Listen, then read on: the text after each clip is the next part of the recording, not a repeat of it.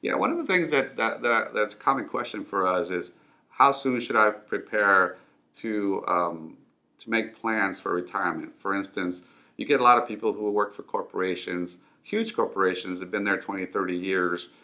It's getting close to their time when they're going to retire, and they don't know if they should just wait until the day they retire, move that money over to an advisor, and then go from there. What we say is that 2 to 3 years before your actual retirement date, you should be talking to a financial advisor for a lot of reasons. I'll give you a case file. I had a client who worked for a large utility firm company, and he'd been there 35 years. You know, just a line guy, worked hard every day, saved his money, had a lot of company stock. In fact, 90% of his money was in the company stock, which had done well.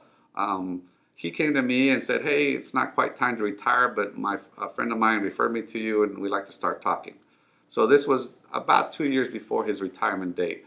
But as we were looking at his positions, we said, "Look, you have almost your entire net worth is in one company stock, your company. And yes, it's a great company, but if something happens, you're going to end up with a lot less money than you thought when it comes to retirement."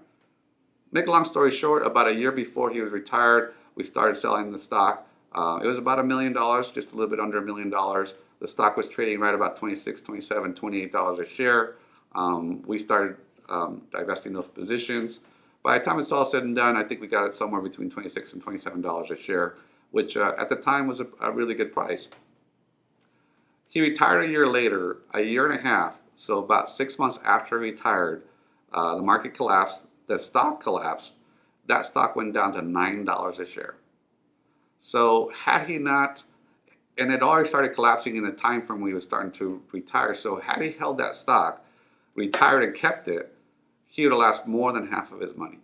So he would have had a horrible retirement. Instead of $1 million retirement, he had about $300,000 or $400,000 to retire with. That would not have been a good situation.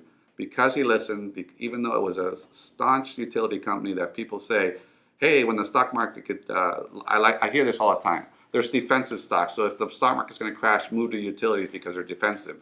Well, that wasn't very defensive when you think about it. One of the best utility companies in the country, going from $26, $27 a share down to $9 a share. That's a huge drop. And why? Because when the market does collapse, and it will at some point, bears come around every so often, and when they do, they take everybody out. That's why it's called a bear. This whole theory that there's defensive stocks that you can run to, maybe they don't go down as far, but in a bear, in a true bear, everything gets slaughtered.